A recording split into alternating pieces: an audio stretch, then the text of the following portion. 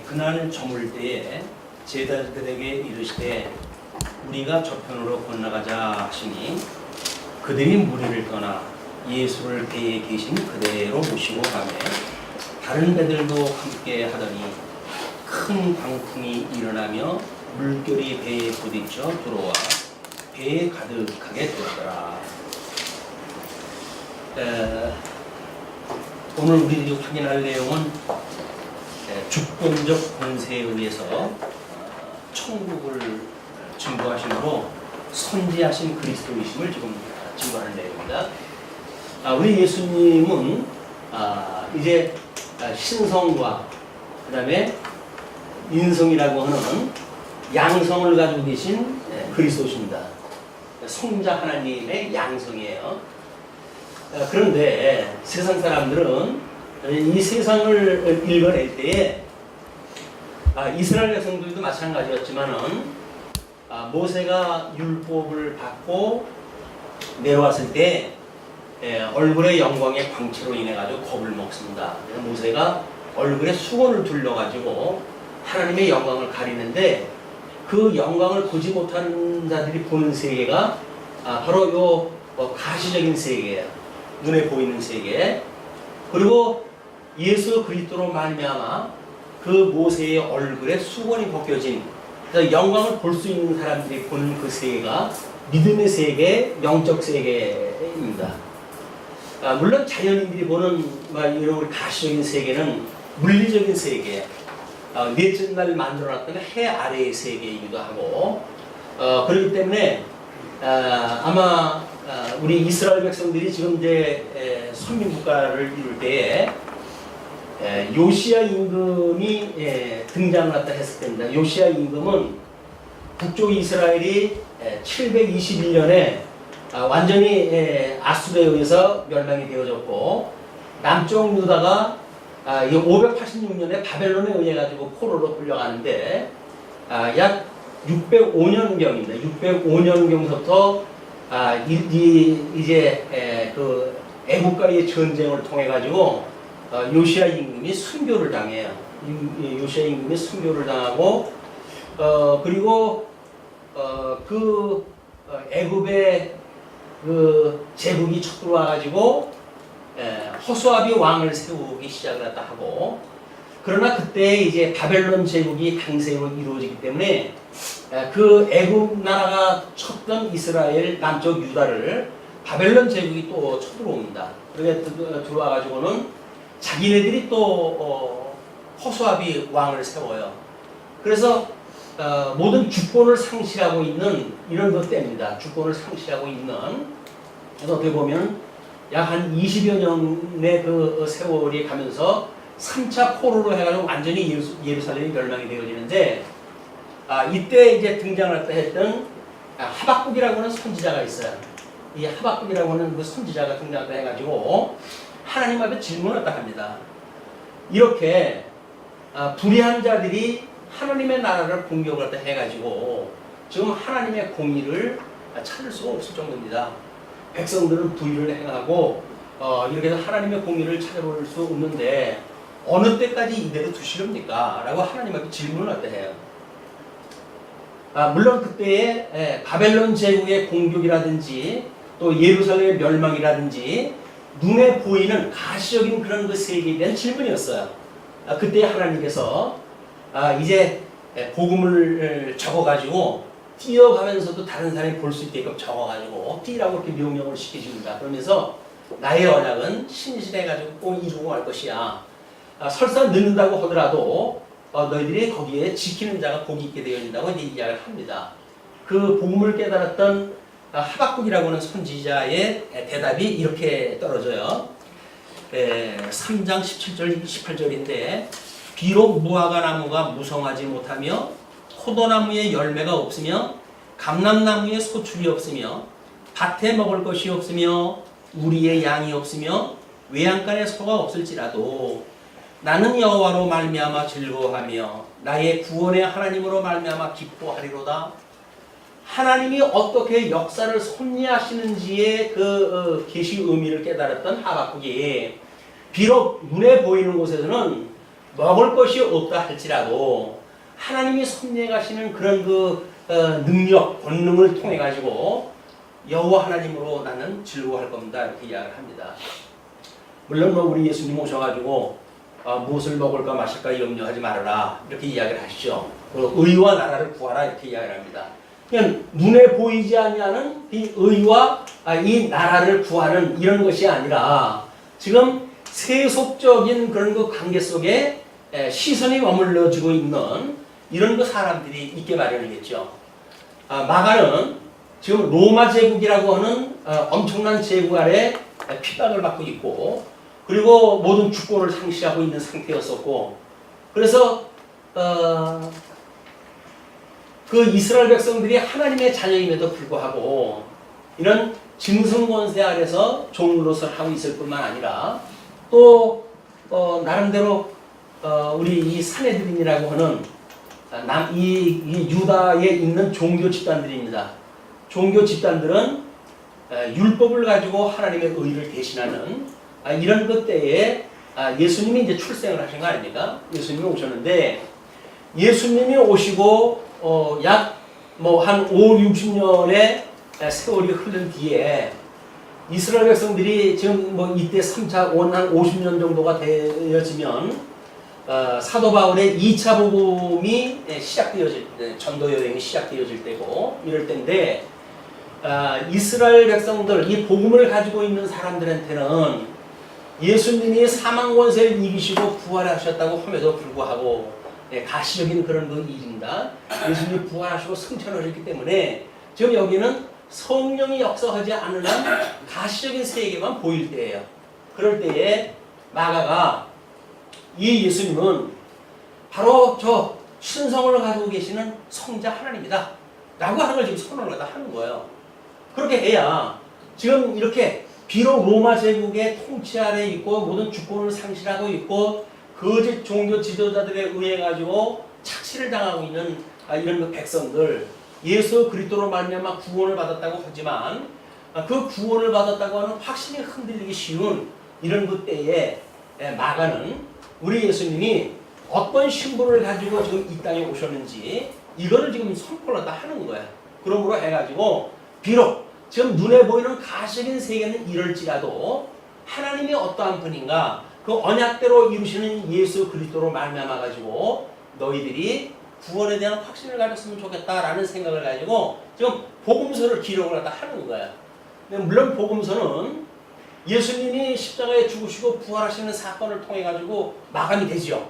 그럼에도 불구하고 기록되어진 것이 50년 이후니까 54년 정도 되면 네로 황제가 등장을 할 때거든요.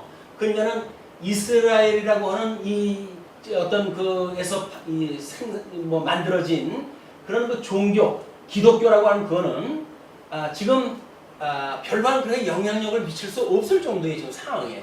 가시적인 상황으로 보게 되면 우리들도 그런 생각을 가지고 있었는지 모릅니다. 예수를 믿는다고 그러는데 뭔가 남들만큼 잘 되는 것 같지도 않고 건강 문제도 그렇고 라고 한다면 과연 무엇일까? 라고 하는 것이 가시적인 세계에 시선이 멈춰져 있는 성도들의 비극인 거예요. 만약에 우리들의 모든 기도도 이쪽에 있는 걸로 우리는 구하기가 십상이지 않습니까? 눈에 보이는 세계 걸 가지고 먹을 것을 주세요. 나는 아프니까 건강하게 해주세요. 나에게 복을 주세요. 나에게 명예를 주세요. 라고 해서 이 세상의 걸 가지고 구한단 말이야. 근데 주님은 너희들이 무엇을 먹을까 마실까 염려하지 말고 오직 그의 의와 그의 나라를 구해라. 그러면 그 이외의 것은 이미 다 준비가 되어져 있다는 거예요. 믿는 자든 믿지 않는 자든지 뭐가 필요하고 뭘 먹고 살아야 되는지 하나님 다 아신다는 거예요.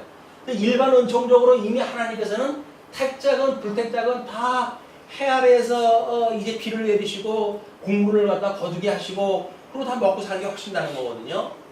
그러면 이 세속적인 사람들과 뭔가 관점이 다른 이런 것이 성도의 이제 우리 세계관이라고 한다면 성도들이 보는 세계는 눈에 보이는 세계에 머물리지 아니하고 그의 의와 나라를 구하는 이것이 이제 이 주의 백성들이 사는 세계인데 이 주목은 가깝고 그렇기 때문에 여기서 예수를 믿는다고 하는 그런 그 어떤 이유로 해가지고 수많은 박해를 받는다든지 불이익을 당하는 사람들에게는 예수님을 믿는 것을 포기하기가 십상인 이런 그 지경에 이른 거예요.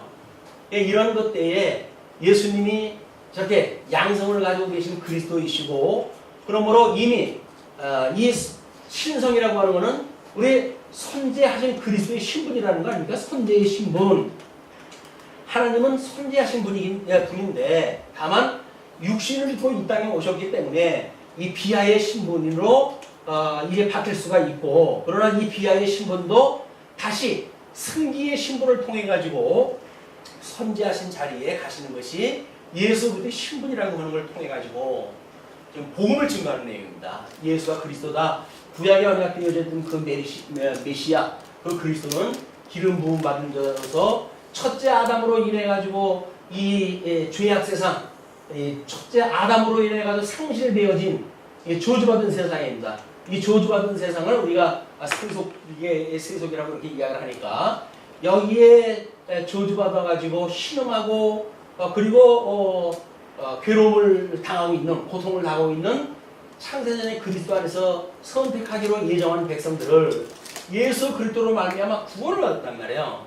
근데 그 구원을 받았음에도 불구하고 이 구원의 확신이 신령한 세계, 이 세계에 우리의 복 있는 눈으로 여길 볼 수가 있고 복 있는 귀로 이쪽의 말씀을 들을 수가 있어야 이것이 위로가 되어지고 확신되어지고, 그래서 어떤 환란이 있다 할지라도 이 환란 가운데 확신을 가지고 신앙생활을 할 수가 있는 거 아니겠어요? 그런데 유암스러워도 이제 이쪽에 그 환란이 극심할 때입니다. 로마 제국이기 때문에 예수를 믿는다고 해가지고 불이익을 당한다든지 이런 그 지경이기 때문에 어떻게 우리가 예수를 그리스도로 믿어가지고 이 환란으로부터 구원을 받는다라고 하는 걸 이제 이 증거가 다 하는 거예요. 물론 이제 구약적인 그 원리에 의해 가지고 예수 그리스도의 십자가의 죽으심이라고 하는 그 이야기는 이 구약 성경에서 완전히 유수되어진 그런 그 역사적 배경을 가지고 이야기하는 거 아닙니까? 그럼 이거는 유수되어지기 전이란 말이에요. 포로로 끌려가기 전이에요. 그냥 고난을 받고 있는 예수 그리스도의 고난을 받고 있는 그런 그 사건, 예수님이 이 땅에 와 가지고 복음을 증거하는데 종교 지도자들에 의해 방해를 받고 또는 회방을 당하고 이런 가운데 있는 예수 그리스도의 그 신분을 가지고 이분은 선대의 신분을 가지고 계신 분이다. 이걸 증거함으로 해가지고 이런 환란 가운데 그런 고난 중에 있는 그리스도의 사역이야말로 구약 성경을 응하는 사건이었었다. 이걸 증거함으로 해가지고 예수 그리스도와 한 몸이 되어진 성도들도 마찬가지로 지금 우리의 이 환란 가운데 살아간다 할지라도 우리는 예수 그리스도가 철장 권세로 무너뜨린 그 사망 권세를 이기시고 부활하신 분이기 때문에 우리들의 싸움은 이미 승리가 예견되어진 싸움이다 라고 하는 걸 보고 우리의 성도의 신앙생활을 해갈 수가 있겠죠. 이런 그 어떤 성경이 말하고 있는 구원을 모른다고 한다면 우리는 세속적인 것, 이것만 가지고 우리 하나님 앞에 구할 수밖에 없어요. 저주 가운데 살아가면서도 여기서 먹을 것만 있으면 되는지를 알고 그저 잘 먹게 해주세요. 기름진 음식 먹게 해주세요. 그런데 저주받은 땅에서 그렇게 먹는 거는 우리한테 아무런 도움이 안 돼요. 그래서 우리는 매일같이 주님 앞에 기도할 때 일용할 양식을 주세요 이렇게 이야기를 합니다. 이 양식이야말로 생명의 떡이 되신 예수 그리스도예요. 아까 찬송을 불렀지만은 우리의 생수가 되시는 예수 그리스도의 이야기예요. 이분으로 말미암아서 이 의미가 해석되어져야 신령한 세계 속에서 영생을 얻은 것, 이걸 우리가 누리고 사는데 영생을 이제 얻은 것을 우리가 잊어버리게 되면 겨우 사망 권세에서 살아가는 가시적인 세계소의 현상을 그대로 이해하고 여기서 우리는 고통을 피할 길을 늘 하나님 앞에 구한다. 그런 그 이야기예요. 그러나 예수 그리스도가 아니라고 한다면 이거로부터 노연할 수가 없어요. 그래서 예수님께서 그 귀신 들린 자를 내쫓는 그 사건을 통해 가지고 주님, 우리가 어떻게 이 귀신을 내쫓을 수가 있습니까? 라고 할 때 뭐라 합니까? 오직 기도 외에는, 말씀과 기도 외에는 이런 이유를 쫓아낼 수가 없다고 이야기를 하잖아요. 예수를 믿는다는 이야기는 예수 그리스도의 구속에 되어진 신령한 세계를 본다는 이야기예요. 그래서 히브리서 기자도 믿음이라고 하는 것은 바라보는 것들의 실상이라고 이렇게 이야기를 하는 겁니다. 바라보는 것들의 실상이지 있는 현상을 보는 것이 믿음이 아니란 말이야. 그런데 우리가 잘못 성경을 이해하게 되면 여기에서 뭔가 잘 먹고 잘 사는 것이 구원받은 백성의 징조라고 표현을 되어지는데 그 절대 그렇지는 않습니다. 눈에 보이지 않는 세계. 여기서 우리가 만약에 질병에 놓여져 있는 것도 마찬가지요. 질병에 있을 때 눈에 보이는 질병 자체에 우리가 빠져져 있다고 한다면 질병 고쳐달라고 하는데 우리 급급하고 마는 거예요. 그런 신령한 세계에 갔을 때 우리가 정말 하나님의 영적으로 해가지고 얼마나 불의한 자였었는지 이것이 발견되어지고 그래서 우리가 불의한 자임에도 불구하고 우리 주 예수 그리스도로 말미암아 의롭다고 칭함을 받았고 하나님의 아들이라고 우리가 부름을 받는다고 하는 이런 그 믿음에 이르렀을 때 우리는 심령의 평강을 누리게 되어지고 그리고 이 땅에서 가지고 있는 육신의 건강이 회복되어지기도 하는 거예요. 예수 그리스도로 말미암은 심령의 평강이 없이 기적적으로 여기서 무슨 병이 난다고 한다면 그건 마귀가 주는 일입니다. 예수 그리스도가 외에는 표적적인 사건이 일어날 수가 없어요. 예수 그리스도만이 지금 여기서 이제 우리 5장에서 일어나는 뭐 이런 질병을 고치는 사건이라든지 이런 것이 설명되어지기 때문에 그렇습니다. 자, 그러면 지금 35절서부터의 그 이야기가 자연 통치원세로 증거하는 내용이거든요. 자연 통치원세라고 하는 것은 우리 신앙 고백을 할 때마다 그렇게 이야기를 하죠. 천지를 지으신 하나님 아버지를 내가 믿습니다 라고 고백을 해요. 천지 창조를 지었어요. 그래서 시편 기자들도 늘 그렇게 이야기해요. 이쪽에 있는 지금 고통을 당하고 있는 사람들한테 눈을 들어 산을 보라 그래. 눈을 들어 산을 보라. 도움이 어디서 올고? 라고 이야기를 하면서 천지를 만드신 하나님께로부터 이 도움이 온다는 거거든요. 근데 우리는 산만 보고 거기에서 무슨 이슬이 내려오고 농사가 잘 되는 조건이 만들어지고 그러므로 우리가 잘 먹고 잘 산다고 생각이 드니까 시편 기자는 눈을 들어 산을 보라. 산까지 보지도 못해요. 현실에 있는 사람들은 자기 지금 발바닥 이 발등만 쳐다보고 사는 바람에 조금 한 90도 정도만 들어도 보일 수 있는 산도 볼 여력이 없어요. 근데 시편 기자가 눈을 들어 산을 보래요. 왜냐하면 저 하늘에 계신 하나님께로부터 이 구원의 그런 그 구원이 이른다고 하는 사실을 보여주는 계시기 때문에 그렇습니다. 눈을 들어가지고 하늘을 보시기 바랍니다. 우리의 생명의 구주가 되신 예수 그리스도를 바라보시기 바랍니다. 영생을 얻었다고 하는 우리 신비로운 이 생명의 세계에 있다고 하는 우리 자신을 보시기 바랍니다. 사망에 병들고 사망에서 줄인 이런 우리들의 모습은 이제 장차 예수님이 오시게 되면 벗어버릴 몸들이에요. 그 벗어버릴 몸이 우리가 아니라 우리는 이미 신령한 몸으로 이제 갈아입을 그런 이미 준비를 갖다 해가는 과정이기 때문에 우리 그의 의와 나라를 구하는 주님의 몸된 교회가 하는 일이 뭡니까? 진리를 전수하고 보수하는 일이 주님의 몸된 교회의 사역이란 말이에요. 우리 평생 이 일을 하는 거예요. 그냥 교회에 모여가지고 진리의 말씀을 통해가지고 이제 그 하나님의 의와 하나님의 나라를 구하고 그래서 이 진리를 전승하고 이 진리를 보수하고 근데 맨날 그 인원 가지고 모릅니까? 맨날 그 인원이 어때요? 이렇게 내공이 깊어지고 그래야 점점 견고하게 세워져 가면 되지요. 그러나 거기서 하나둘 또 하나님 보내주시잖아요. 그래가지고 또 양육되게 하시잖아요. 자녀들은 또 성장하게 되어지잖아요. 교회 학교도 그래서 있게 되어지는 거예요. 이게 진리를 지키기 위해서 있게 되어지는 거다. 그러니까 이렇게 눈에 보이는 그런 그 세계, 가시적인 세계에 우리의 눈을 머물러 둘 것이 아니라 신령한 세계에 자꾸 눈을 보는 훈련이 필요하다. 그런데 지금 이제 그 35절로 37절까지 배로 건너는 중에 큰 광풍으로 물이 배에 가득하게 되어지는 현상이 지금 이제 소개가 되어지는 거야. 어떤 현상? 가시적인 세계 속에서의 현상이에요. 그것이 바로 뭐냐면 저물 때에 바로 저물 때에 제자들에게 이르되 우리가 저편으로 가자 이렇게 이야기하신 걸로 보아가지고는 지금 그 서편 쪽에 있다가 건너가자라고 하는 걸만 동편 쪽으로 아마 이제 이동을 하다 명령하시는 것 같은데 그들이 무리를 떠나가지고 예수를 배에 계신 그대로 모시고 이제 그 뭐 다른 것 예수님이 내려가지고 준비할 것도 없어요. 배에 계신 대로 해가지고 모시고 출발을 하게 되어집니다. 근데 다른 배들도 함께 하는데 중간에 큰 광풍이 일어나요. 그 광풍이 일어나고 물결이 배에 부딪혀 들어와 배에 가득하게 되어집니다. 자, 이건 절체절명의 지금 현상이에요. 우리 세월호 사건 아직도 그 비극이 그냥 머물러져 있는 상태지만 지금 이 물속에 가라앉는다는 이야기는 곧 죽음을 이야기를 하는 겁니다. 그런데 뱃사람 출신인 사람들이 거기 몇 명이 다수가 타고 있음에도 불구하고 이 풍랑이라고 하는 거는 그들한테는 아주 위기예요.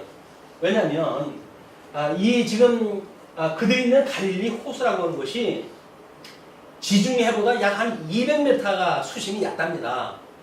그러니까 엄청나게 얕은 그 호수 안에 내륙 호수인데, 그러니까 높은 지역에서 바람이 몰아치게 되어지게 되면 지중해의 그런 그 물결이 말도 못하게 풍랑이 일어나요. 이제 그 얕은 쪽이 되어지기 때문에 그런 그 바람이 지금 밀려 들어온 거예요. 그 바람이 밀려 들어와 가지고 있는 상태인데, 예수께서는 아주 그 38절에서 41절까지 바람을 꾸짖고 바다에 잠잠하라고 이르시는 것을 순종하는 사건인데, 예수께서는 고물에서 배를 메고 주무시더니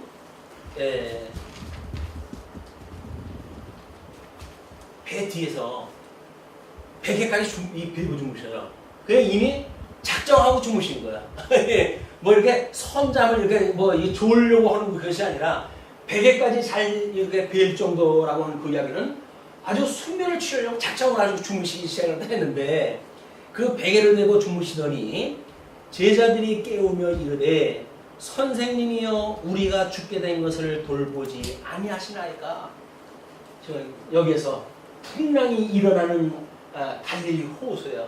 날은 어두워 해는 지고 바람은 불어가지고 풍랑은 일고, 그리고 배에 물이 가득 차가지고 지금 침몰하기 일보 직전, 이때는 절체절명의 사건이에요.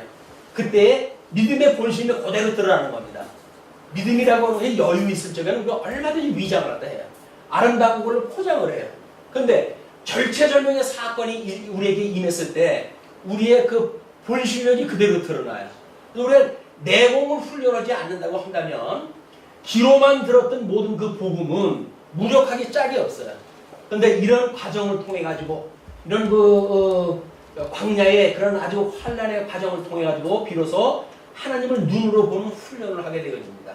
그것이 욥기의 사건이에요. 내가 주에 대하여 귀로만 들었었더니 이제는 눈으로 보나이다. 주님, 저 이제 알아요. 안 가르쳐줘도 압니다. 환란 이제 걷어줘서 알아요. 라고 이야기를 하지만 천만의 말씀이다. 그건 아직 자기가 자기를 몰라서 그래요. 하나님이 우리를 더 잘 알아요.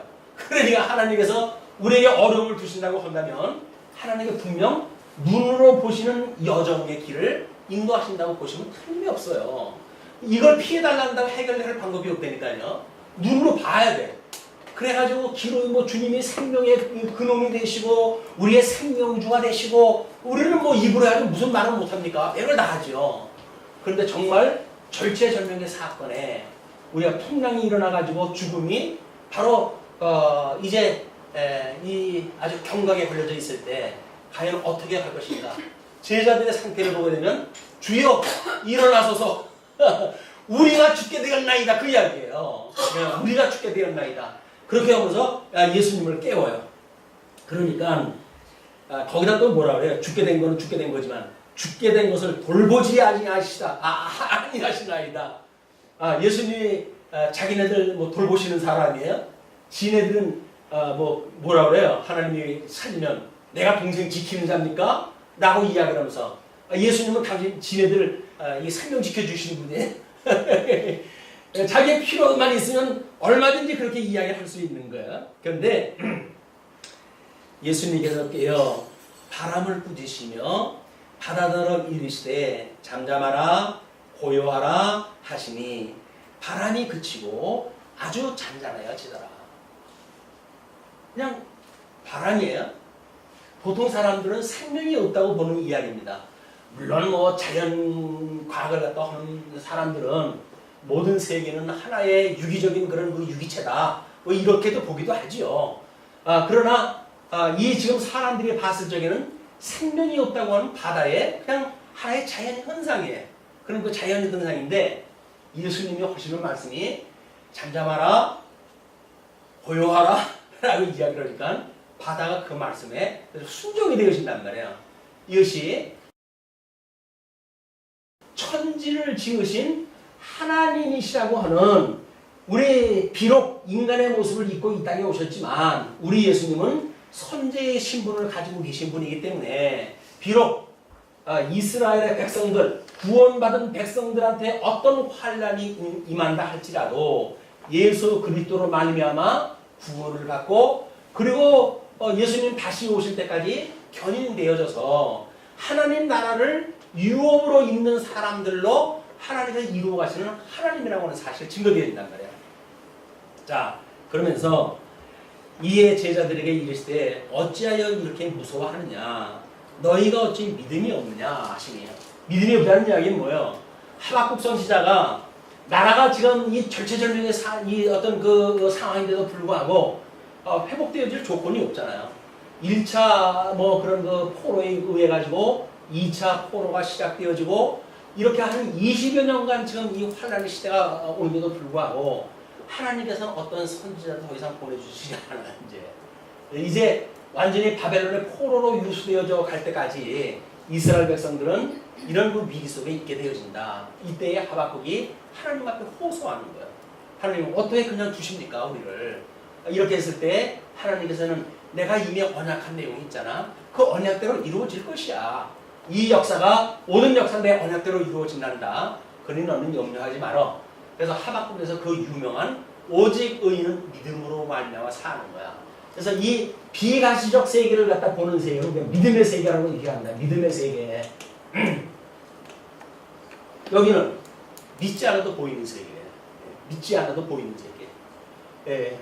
근데 이 믿음의 세계라고 하는 그 이야기는 이 가시적인 세계가 왜 이런 현상이 일어난지를 믿을 수 있는 그런 근거가 제시되어지니까 일용할 양식을 먹는 자마다 여기서 일어나는 사건을 그냥 역사적인 사건으로 그냥 해석이 안 돼요. 신학적인 해석에 의해 가지고 긍정적인 해석으로 떨어지고 만다. 이것이 우리 기독교의 역사이기도 합니다. 모든 기독교의 역사는 긍정적인 역사예요. 왜?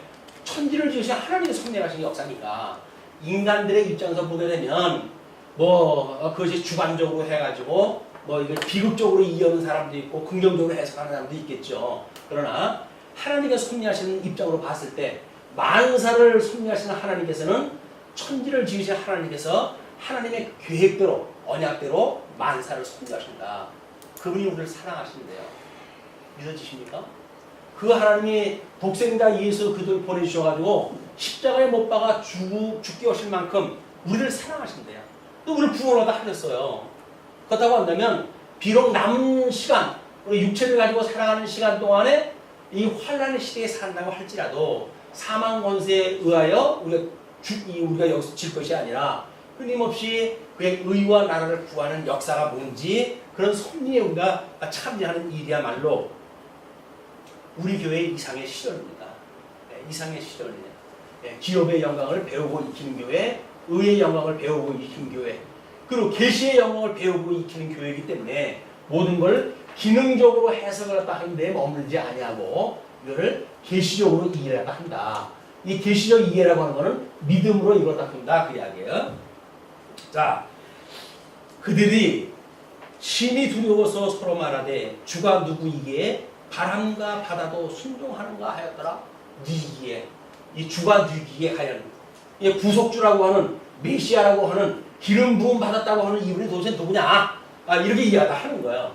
그분이 마가의 그런 그 입장에서는 마가도 1차 전도 여행 때는 바울과 바나바와 함께 했을 때 몸이 아프다는 핑계로 해가지고 도중했던 인물 아닙니까? 그러나 그가 이제 바나바와 함께 2차 전도 여행을 계속하게 되어지고 믿음이 회복되어지고 막 그런 자기의 믿음의 궤적과도 같은 것이 아닐까 이런 그 생각을 해보게 되어집니다. 그래서 선지의 신분을 가진 그리스도다라고 하는 걸 이야기하는 거죠.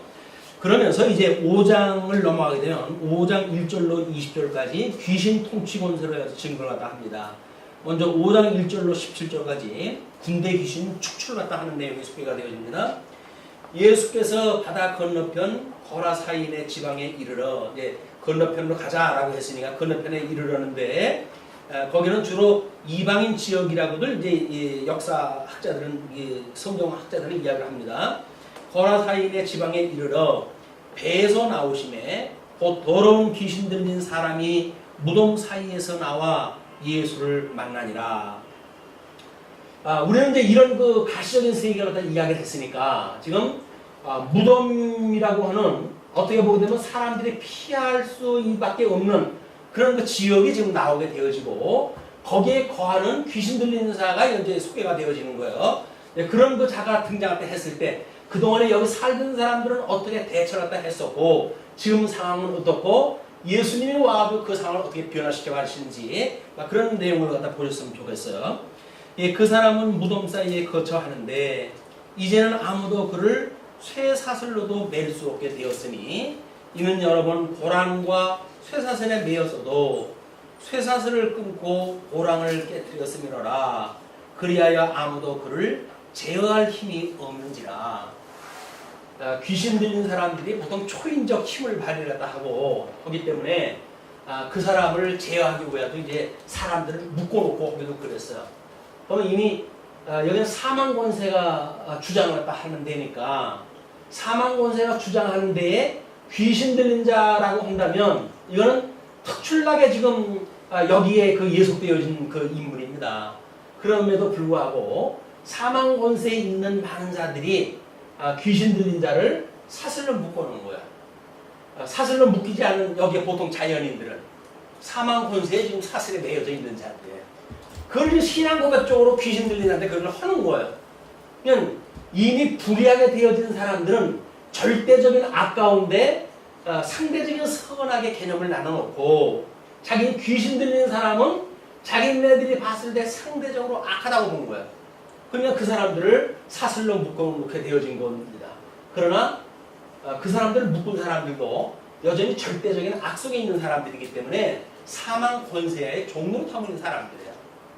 자, 그렇게 해서 이제 5절 밤낮 무덤 사이에서나 산에서나 늘 소리 지르며 돌로 자기의 몸을 해치고 있었더라. 자해를 갖다 하고 그냥 괴성을 지르고 뭐 이렇게 하니까 사람들이 근접하기 어려운 그런 그 상황이겠죠. 그가 멀리서 예수를 보고 달려와, 예수님이 이제 배를 타고 저반을 갖다 하는 걸 보고는 달려와가지고 절을 갖다 하면서, 절을 갖다 한다는 이야기는 귀신 들린 자가 이미 예수 그리스도 아래 무릎을 꿇는 거예요. 경배하는 그런 그 자세를 갖다 보여주는 겁니다. 그러면서 큰 소리로 부르짖어 이르되, 지극히 높으신 하나님의 아들 예수여, 나와 당신이 무슨 상관이 있나이까? 원하건대 하나님 앞에 맹세하고 나를 괴롭히지 마옵소서. 아직 죽을 때가 안 됐으니까 나를 괴롭히지 말아달라라고 예수님한테 이제 청을 갖다 합니다. 이는 예수께서 이미 그에게 이르시기를 더러운 귀신아 그 사람에게서 나오라 하셨습니다. 지금 그렇게 명령을 갖다 한 거예요, 예수님께서. 그러니까 이에 물으시되 내 이름이 무엇이냐? 이르되 내 이름은 군대니 우리가 많음이니이다 하고 자기를 그 지방에서 내보내지 마시기를 강구하더니, 자기를 축출을 갖다 할 수 있는 권능을 가진 분이라고 이미 귀신 들린 자의 그 귀신을 알고 있는 거예요. 이런 그 성경에 나와져 있는 사건을 지금 신약 시대 때 와가지고 우리가 이걸 그대로 끌어다가 귀신이 마치 사람들 몸에 따닥따닥 붙어 있는 걸로 보여준다든지 이렇게 해가지고 사람들을 감추하는 거는 그렇게 지혜로운 방법이 아니에요. 그리고 복음적인 방법도 아닙니다. 아니 귀신 아래 지금 우리가 통치 아래 있는 사람들인데 뭐 특별하게 어떤 사람에만 귀신이 덜썩덜썩 붙어 있나요? 특별하게 귀신 들린 사람들에게 일어나는 상황이지, 이런 것들을 지금도 믿지 않는, 예수를 믿지 않는 사람들은 귀신이 붙어가지고 그랬다든지 뭐 그렇게 이야기해가지고 그 귀신을 내쫓는데 뭐 거기다 목구멍에다 손을 집어넣어가지고 뭐 이런 짓 하는 거 아니에요. 예수님은 그렇게 귀신 쫓아낸 적 없다니까요. 귀신 꾸지르면 나가요. 귀신이. 그게 표적이란 말이에요. 그래서 이 예수님이 하시는 표적을 보게 되면 이제 대물 표적이 있고 대인 표적이 있어요. 근데 이 대물 표적은 모든 것이 단회적입니다. 단회적. 그런데 대인 표적은 반복적인 거예요. 반복적. 이 복음서에 병을 고쳐준다든지 하는 거는 반복적으로 나타나잖아요. 그러니까 지금도 예수를 믿는 사람들한테 그런 상황이 있는 것처럼 이야기를 하는데 성경에 나와져 있는 것은 예수님이 당신네들을 구원하시는 것을 보여준 사건이지 우리 보고 그렇게 귀신 내쫓으라고 하는 것이 아니란 말이에요. 우리 주님께서 가르쳐 주실 때 뭐라고 가르쳐 주셨습니까? 우리 보고 이 안에서 우리 살아가는 성도들에게는 예수를 믿는 성도들에게는 우리가 우리에게 잘못한 사람을 용서하여 준 것처럼 우리 죄를 용서하여 주시고 그래서 우리가 여기서 사랑을 하면서 살아가는 것이고 그렇지 않으면 어떤 이해관계 때문에 여기에 너희들이 시험에 들기가 쉬운 곳이니까 시험에 들게 하지 마시고 여기가 악한 권세가 장악하고 있는 곳이니까 이 악으로부터 우리를 구원을 갖다 해주세요라고 하는 걸 늘 기도를 갖다 하거라. 그 이야기예요. 주기도서 가르쳐준 내용은 다 이거라니까요. 여기서 뭔가를 쟁취를 갖다 하고 뭐를 구하고 그런 거 이야기가 아니에요. 그냥 의와 나라만을 구하는데 이 의와 나라를 구하는 성도들은 사제의 은혜를 깨닫고 그리고 지체를 사랑하면 살아가는 거예요. 우리가 우리에게 죄 지은 사람을 용서해 준 것처럼 우리 죄를 용서해 주는 거예요. 근데 죄를 용서해 주니고 여기서 저주를 갖다 하고 정죄를 갖다 하고 그러면서 성도가 살아간다는 이야기는 맞지 않습니다. 그리고 여기서 무엇인가를 내가 하리라 기능적으로 내가 뭘 하리라 라고 하는데 그렇지를 못해요 우리는. 그러니까 다만 시험에 빠지지 않게 해주세요 그 이야기예요. 여기서 일어나는 모든 그런 사건들 눈에 보이는 사건들은 탐욕으로 우리가 가득 차는 우리들인데 어쩔 수 없이 보게 되면 그런 탐욕에 빠질 수밖에 없잖아요. 그냥 하나님 앞에 시험에 빠지지 않게 해주세요. 기름지는 음식이 있어도 그 남의 거면은 거기다 우리가 손가락 대면 안 되죠. 아니 남의 음식에다 왜 내 수저를 거기다 대요? 그러면 안 되지. 여기 시험에 빠지지 않게 하시고 우리 이것이 악한 세상이니까 이거로부터 우리를 구원해 주세요. 근데 우리는 100세의 시대니까 여기서 100세를 우리가 장수하면서 그리고 모든 세상 사람들이 누리는 것보다 더 영화, 부귀영화를 누리게 해주십시오. 라고 하는 이야기는 성경에서 구하는 거하고 전혀 달라요. 우리는 여기서 어떤 부귀영화를 누리는 것이 아니라 여기에 부여하신 예수 그리스도 아까 우리 그 하박국의 그런 그 이야기처럼 하나님 그 한 분만으로 나는 즐겁습니다. 라고 하는 것이 우리 인생의 본분이라고 해놨어요. 인생의 제일 된 근본된 목적이 무엇이뇨? 하나님을 영화롭게 하고 오직 그분만으로 즐거워하는 겁니다. 성경 66권을 통해서 우리 하나님을 깨닫게 되어지게 되면 세상의 조건 때문에 예수를 믿겠어요? 못 믿겠어요? 이러는 것이 아니라 이 만사를 언약대로 이루어가시는 우리 신앙 고백할 때 주기도 할 때 제일 마지막에 고백하는 게 뭐예요? 나라와 권능과 영광이 모든 게 다 아버지의 것이군요. 라고 하는 사실이 믿어지는 자마다 우리는 하나님의 그 하나님으로 하여금 부여롭게 하고 그분만으로 우리가 즐거워하는 일이지. 아니 천지를 만드신 하나님께서 만사를 언약대로 이루신 여호와라고 믿으시면서도 불구하고 자기의 계획을 이루기 위해 가지고 그 형제 또는 지체에다가 등에다 칼을 꽂고 죽이겠다고 하는 건 도대체 뭔 일입니까? 뭔 일을 하겠다고요? 여기서 무슨 일을 도대체 하겠다고? 무슨 일을 하겠다고 해서 수많은 성도들에게 그 화전을 날리고 그러냔 말이에요. 불화살이죠. 독화살을 그냥 다 정지하는 걸로 해가지고 이래가지고 이게 되겠어요? 우리가 이 계시를 갖다 깨달아가면서 살아가도록 남은 세월을 주었는데 왜 하나님께서 육신에 아직도 거하게 하셨나요?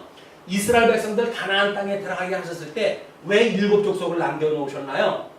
여전히 죄를 깨닫게 하시는 일 아닙니까? 그럼 이거 죄인인 걸 깨닫고 여전히 구원주를 생각하고 우리의 구속주로 인해 가지고 그분으로 말미암아 받았던 은혜를 생각하고 그래서 그 은혜를 노래하고 그것이 성도들의 삶 아니에요. 근데 여기서 여전히 뭔가를 부귀영화를 누리고 내 어떤 그런 그 세계를 갖다 구출을 하겠다고 그러니까 그러게 우해 가지고는 성도고 뭐고 없는 거예요. 걸리적거리면 다 제거를 갖다 시켜버리는 거예요. 그는 차마 예수님 믿는 사람들이 할 일이 아닙니다. 교회 지도자들도 그러는 거 아니에요. 뭐 대단한 일을 갖다 한다고 해가지고 사람들을 갖다 전부 짓밟아가지고 그렇게 해나갑니까? 안 되는 거예요. 예. 뭐 발필도 모르고 사람들이 살아가니까.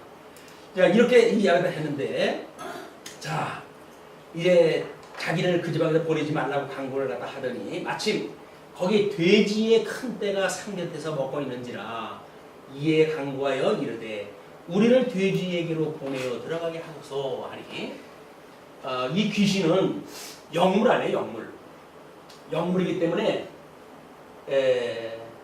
자기 몸을 갖다 담고 둬가지고 사람의 몸을 빌려가지고 장난을 치잖아요. 귀신이 없어져 있는 사람의 그런 몸을 갖다 빌리는 일이란 말이야. 예수님이 마치 인성을 입으시고 양성을 가지신 분처럼 귀신들도 흉내를 내거든요.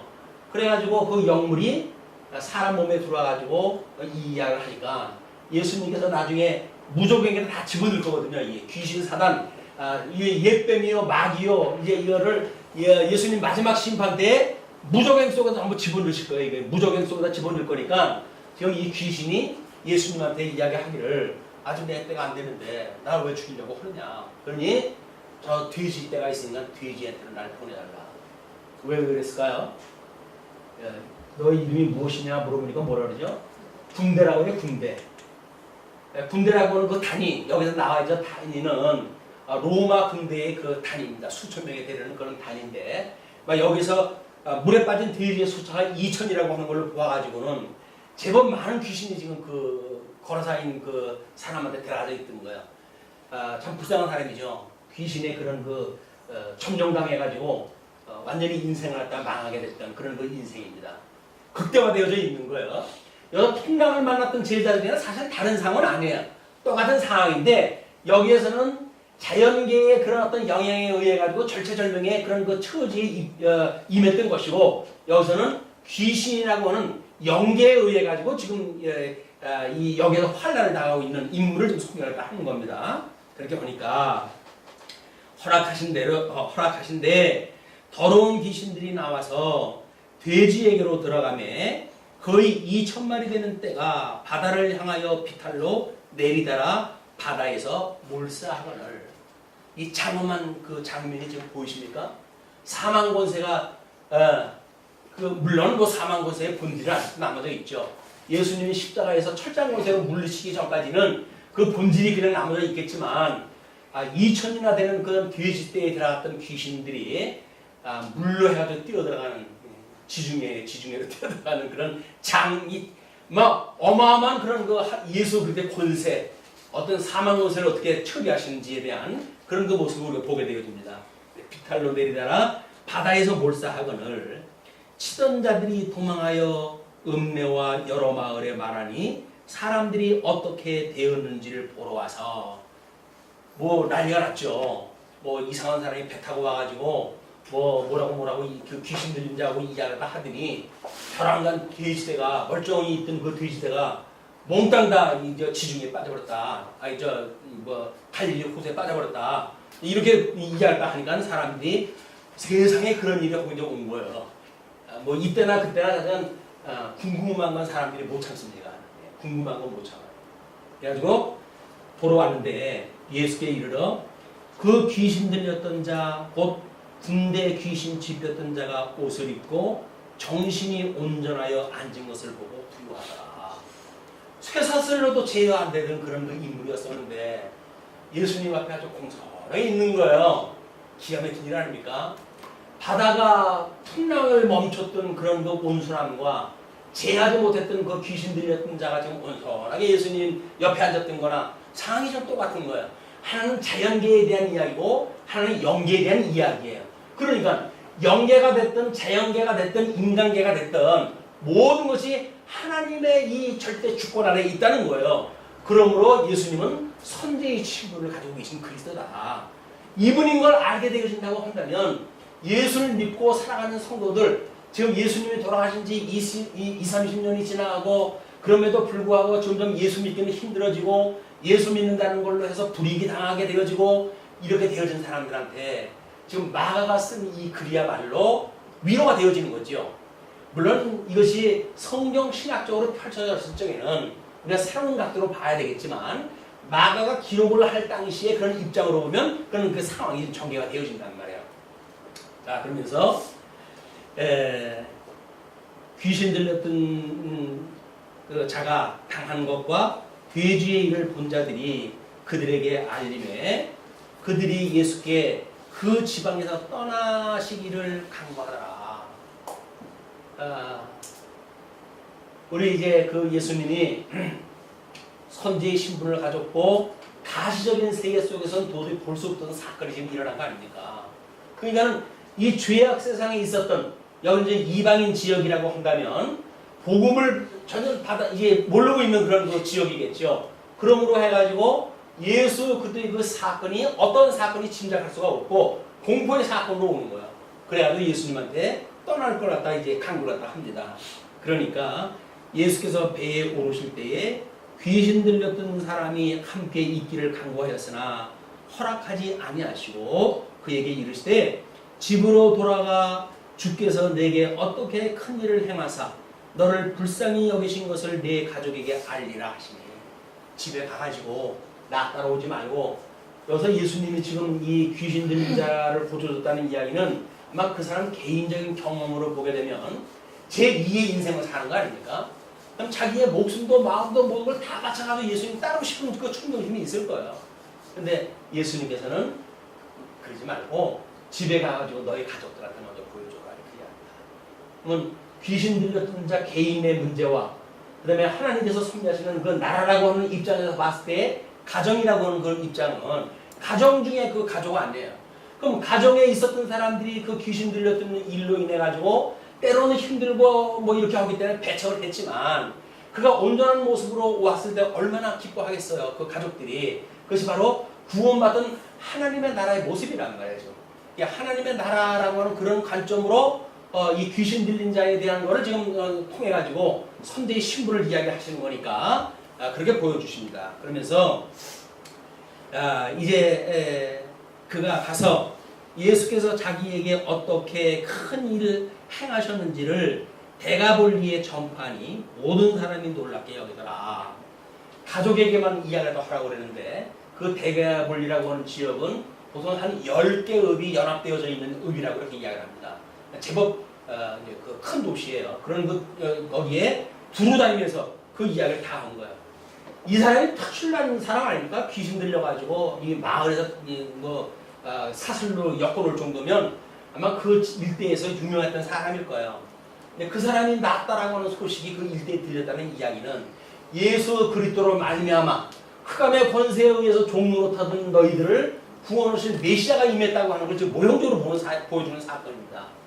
우리가 그 예수님을 그런 구속주, 그런 이 대속주라고 믿어진다고 한다면 남아있는 우리들의 그런 육체 속에서 우리 주님께서 우리를 얼마나 이제 이 시험에 들게 하시지 아니하고 주님 다시 오는 날까지 또는 우리가 육신의 자망을 벗어버릴 때까지 우리는 이 악으로부터 구원을 갖다 해내신다고 하는 이 믿음의 눈으로 이걸 보았으면 좋겠어요.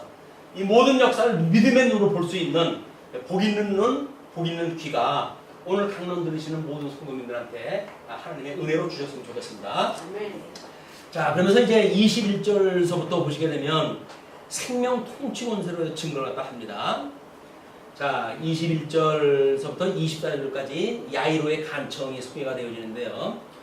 예수께서 배를 타시고 다시 맞은편으로 건너가시니 다시 이제 유대인 지역으로 건너가신 거죠. 가시니 큰 무리가 그에게로 모이거늘 한쪽에서는 좀 가주십시오라고 이야기를 하는데 한쪽에서는 그 소문을 들었던 사람들이 몰려들지요.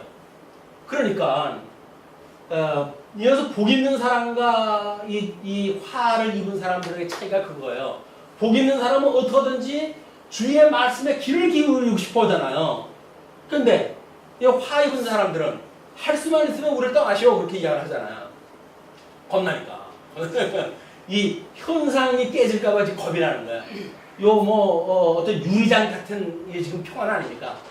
마치 그냥 건드리면 깨질 수밖에 없는 이런 평안인 줄 자기네들 알아요. 이게 조금만 시간이 다르고 상황이 다르게 되면 이 깨쳐지는 자기네 만들어 놓은 인간적인 평안이 어떤 건지 아니까 예수님을 이제 뭐 떠나달라고 요청하다 하는데 그 소식을 많이 들었던 사람들은 예수님을 향해 찾아오게 되어집니다. 찾아오면서 이제 이에 바닷가에 계시더니 회당장 중의 하나인 야이로라 하는 이가 와서, 회당 중이라고 하는 그 이야기는 근데 이스라엘 백성들이 유수되어졌을 때 이때에 이 완전히 성전이 없어진 거 아니에요. 성전이 없어졌기 때문에 어떻게 하나님을 섬기는가라고 하는 문제 때문에 이제 회당을 짓고, 이 회당제가 이때부터 이제 만들어진 거야.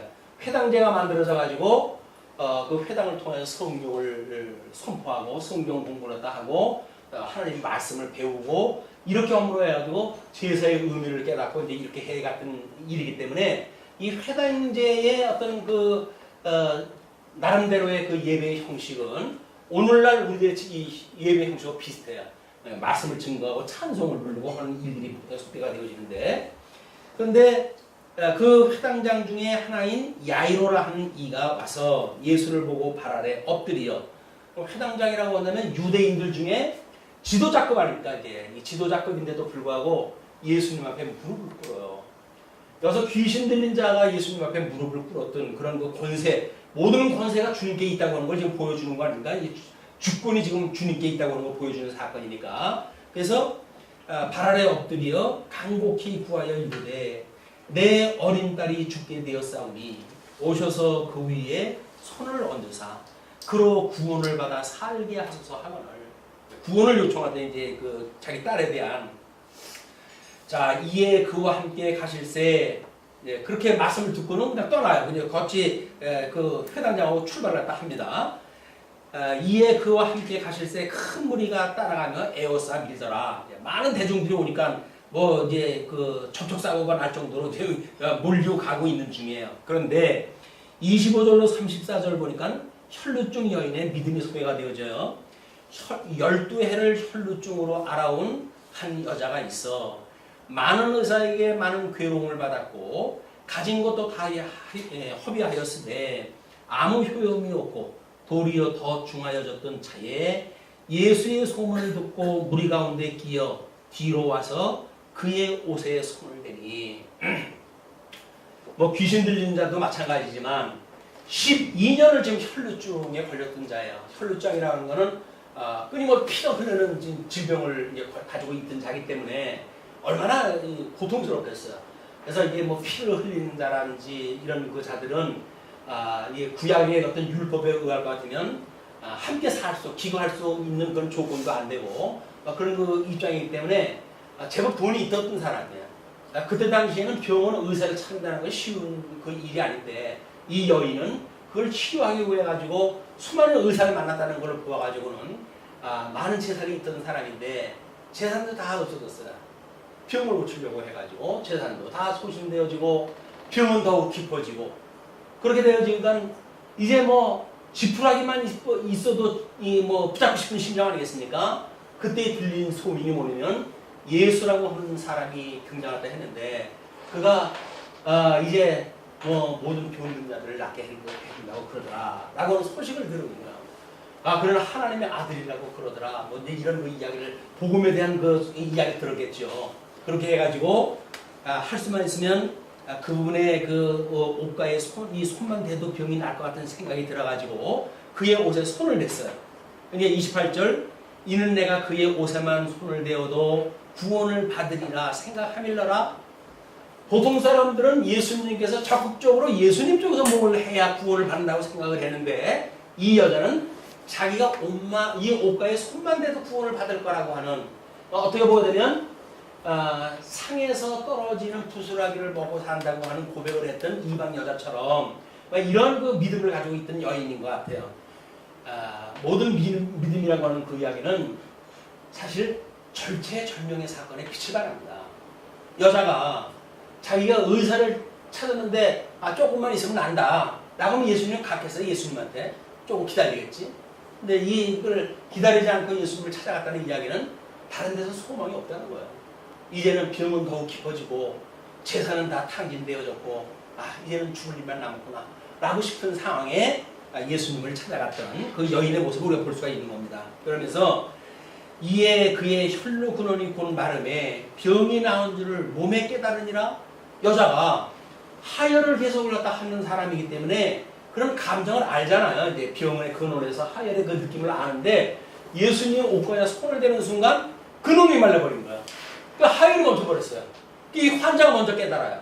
그런데 예수께서 그 능력이 자기에게서 나간 줄을 곧 스스로 아시고 무리 가운데서 돌이켜 말씀하실 때 누가 내 옷에 손을 대었느냐 하시니, 예수님은 지금 이거 사건을 통해 소개하고 싶으신 거예요. 계시적인 문제를. 근데 이 기능적인 이해에 멈춰 있는 제자들은 제자들이 여짜오되 무리가 애워싸 미는 것을 보시며 누가 내게 손을 대었느냐 물으시나이까. 사람들이 지금 이렇게 떼거지를 몰려들고 있는데 당연한 이야기지. 그걸 뭘 물으십니까? 그 이야기예요. 여전히 이 기능 세계 속에 이 가시적인 세계 속에 있는 제자들의 그런 반응을 보시고 예수께서 이 일을 행한 여자를 보려고 둘러보시니, 자, 여자한테는 이제 무슨 뭔가 반응이 보여져야 될 때예요. 뭐 손만 대면 그게 됐으면 좋겠다라고 하는 마음을 가지고 했는데 병도 났어요. 근데 예수님이 모른 척하고 가셨으면 자기는 그냥 병 고치고 뭐 자기 믿음을 가지고 살아갔을지 모르겠는데 예수님께서 누구냐라고 해가지고 뒤를 돌아 보니까 이 병을 고쳤던 여인한테는 뭔가 반응을 보여야 될 거 아니겠어요. 그것이 지금 보이는 거예요. 여자가 자기에게 이루어진 일을 알고 두려워하며 떨며 와서 그의 앞에 엎드려 모든 사실을 여쭈니 예수께서 이르시되 따라 내 믿음이 너를 구원하였으니 평안히 가라. 내 병에서 놓여 건강할지어다. 여기서 내 병에서 놓여가지고 구원을 이제 받았단 말이에요. 병은 이미 났어요. 근데 여기서 내 병에서 놓여 건강할지어다. 내가 구원을 받았지다. 그 이야기는 뭐예요? 병은 다 나는데, 여자 다 나는데 나라고 하는 건 무슨 의미예요? 이미 이 기능적인 세계 속에서 네가 낳고자 했던 그런 일들, 이것이 영적으로 해서 구원받은 걸 갖다가 예수님께서는 알려주시는 거예요. 그러니까 여자가 병만 났으면 예수님 믿지 않고 살아가겠죠. 그러나 예수님께서 그 여자를 지정하다 하시고, 그러므로 내 믿음이 너를 구원했다. 여기서 내를 이 메시아로 알아보고 내 옷가에 손을 댔던 그런 그 믿음, 내 병을 낫게 해주겠다고 했던 그 믿음, 그건 이미 구원을 받을 수 있는 메시아라고 알아보는 것이니 너는 그 믿음이 구원하다 했다. 이렇게 이야기하는 거야. 이게 영이 구원받은 일로 인해 가지고 육신이 구원받은 이런 은혜를 우리가 입는 일이지, 예수님의 은혜를 이야기했을 때 이 질병, 영이야 어떻게 되든 말든 좋다, 질병만 고쳐다오, 이런 그 이야기는 맞지 않단 말이에요. 뭐 예배 시간에 병 고치는 거 아닙니다. 예배 시간에 뭐 어디 아픈 사람 일어나세요 그러면 맨날 고쳐주는데도 맨날 그렇게 많아. 다 일어나게 되면 뭐 기도를 갖다 해가지고 뭐 어디 간암이 걸린 사람이 간암이 났습니다 뭐 해가지고 뭐 또 선포를 갖다 하고 그래요. 그러면 뭐 아멘 하고 난리가 또 나요. 진짜인지 아닌지 모르겠어요. 뭐 저는 그런 권력이 없으니까. 근데 성경적인 원리에 보게 되면 그렇게 하는 거 아니에요. 우리 야고보서라든지 하는 데 보게 되면 그냥 장로를 청하여 기도하라. 그렇게 하는 거예요. 믿음이 있는 사람들은 그런 믿음이 있으니까 그래야 그를 청해야 기도하다 하는 거지. 그걸 거기 가서 예배 현장에서 뭐 귀신을 내쫓고 예수님이 했던 거 흉내내는 거 아니에요. 예수님이 했던 이런 표적을 흉내내는 거는 철저하게 적그리스도입니다. 적그리스도. 그렇지 않고 어떻게 예수님을 흉내를 내요. 흉내내면 안 되지. 예수님만이 할 수 있는 표적이에요. 표적적 사건. 자, 그렇게 하면서 이제 35절에 33절 야이로의 딸을 살리시는 사건이 소개가 되어 있는데, 그 중간에 한 가정이 끝나고 아직 예수께서 말씀하실 때 회당장의 집에서 사람들이 와서 회당장에게 이르되 당신의 딸이 죽었나이다. 어찌하여 선생을 괴롭게 하나이까. 이쪽에 있는 사건이에요. 이 여자아이가 죽었대요. 죽어가지고 지금 그러니까 회당장한테 찾아왔어요. 와가지고 더 이상 괴롭힐 것도 없고 죽었다. 일은 끝났다 그 이야기예요. 예수께서 그 하는 말을 곁에서 들으시고 회당장에 이르시되 두려워하지 말고 믿기만 하라 하시고 베드로와 야고보와 야고보의 형제 요한 외에 아무도 따라옴을 허락하지 아니하시고 이 세 명은 수제자의 추에 끼는 사람들이에요. 그래서 중요한 사건이 있을 때만 참여하는 사람들이었었는데 회당장의 집에 함께 가사 떠드는 것과 사람들이 울며 심히 통곡함을 보시고 여기서 이 유대인들의 그 장례는 그렇다고 그러지 않았어요. 돈 주고 곡하는 사람들 사가지고 어이 해가지고 통곡으로 대대고 그러는 거야. 우리도 그 크게 다르지 않은 장례 문화가 있었잖아요. 하루 세 번 꼭 곡을 갖다 하라 그래가지고 딴짓하다가 가게 되면 곡 시간 되면 아이고 이거 곡 그러다가 또 곡 시간 끝나게 되면 바로 해가지고 그 음식은 어떻게 됐냐 딴소리 하고 이래가지고 의식적인 그냥 절차에 의해서 곡하는 그런 그 일들이 있었는데 이때도 그런 일이 있는 거야. 그래가지고 그 함께 가사 떠드는 것과 사람들이 울며 심히 통곡함을 보시고 들어가서 그들에게 이르시되 너희가 어찌하여 떠들며 우느냐 이 아이가 죽은 것이 아니라 잔다 하시니 그들이 비웃더라. 이쪽에 있는 사람들은 이 믿음의 이야기를 갖다 하게 되면 비웃어요. 왜? 여기 눈에 보이는 거지만 이 눈에 보이는 거 아니잖아요. 이쪽에 이야기를 하게 되면 비웃어요. 예수님을 믿으면 영생을 얻어요. 그러면 내 주먹을 믿어라. 예수님을 믿으니 내 주먹을 믿어라 이렇게 얘기를 하니까 아이고 참 불쌍한 인생들 어떡합니까. 그래도 지 주먹이 더 센지를 갖다 아니까 그 주먹 하나 가지고 밥도 제대로 보부러 먹지 못하면서도 주먹이 센지를 알고 그렇게 하니까 예수님께서 비웃더라. 예수께서 그들을 다 내보내신 후에 아이의 부모와 또 자기와 함께한 자들을 데리시고 아이 있는 곳에 들어가사 그 아이의 손을 잡고 이루시되 달리다 쿵 하시니 번역하면 곧 내가 내게 말하노니 소녀여 일어나라 하시니라. 달리다 쿵은 소녀여 일어나라 그런 거야. 아침에도 부모님이 그 소녀 어린 그 소녀를 깰 적에는 달리다 쿵 그렇게 해요. 여기서는 그냥 그렇게 해왔던 이야기예요. 아람어인데 그렇게 해왔던 이야기예요. 그런데 죽었던 자에게 예수님께서 쿵 이렇게 이야기하다 하니까 이쪽 사람들은 도저히 믿어지지 못할 일이 예수님께서 하신 거예요. 그러니까 달리다 쿵 이렇게 이야기하다 하니까 소녀가 곧 일어나서 걸으니 나이가 12살이라. 이때에 12살 6개월 정도 되면 시집을 갈 수 있는 나이에요. 소녀라고 하는 그 소녀 때에 소녀가 걸으니 그 사람들이 곧 크게 놀라거늘 예수께서 이 일을 아무도 알지 못하게 하라고 그들을 많이 경계하시고 이에 소녀에게 먹을 것을 주라 하십니다. 죽었다가 살아났는데 그동안 아파가지고 제대로 먹지도 못하고 그랬을 거 아닙니까? 정상적인 식사를 갖다 권하는 거예요. 여기서 이 소녀는 완전히 소생되어진 거 아니에요. 이제 죽음까지 죽었다가 살아나가지고 이 사람들의 어떤 견해에 의하 같으면 죽었다가 살아나는데 예수님이 그 소녀에게 먹을 걸 주라 라고 하면서 완전한 소생을 하다 이야기를 합니다. 자, 이 안에서 우리가 어떤 어려움이 있으십니까? 여기서 환난으로 인해 가지고 걱정이 있으십니까? 라고 한다면 눈을 들어 우리를 온전케 하신 예수를 바라보시기 바랍니다. 우리 믿음으로 해가지고 온전케 하시는 이 예수 그리스도 이분으로 인해서 우리는 심령의 평강을 얻을 것입니다. 그리고 참 안식을 얻을 것입니다. 세상의 어떤 풍파함으로서도 우리는 안식을 얻을 거예요. 여기서 우리가 어떤 사단이 우리를 갖다 공격해온다고 할지라도 우리는 심령의 평강을 누릴 수 있을 거예요. 그것이 곧 우리 주 예수 그리스도와 하나님으로조차 은혜와 평강이 너에게 있을지어다 라고 하는 모든 사도들의 편지 인사글이에요. 예수님으로 말미암아 흩어져 있는 일주일 동안 은혜의 장조 아래 있기를 빌면서 말씀 주십니다. 기도하시죠.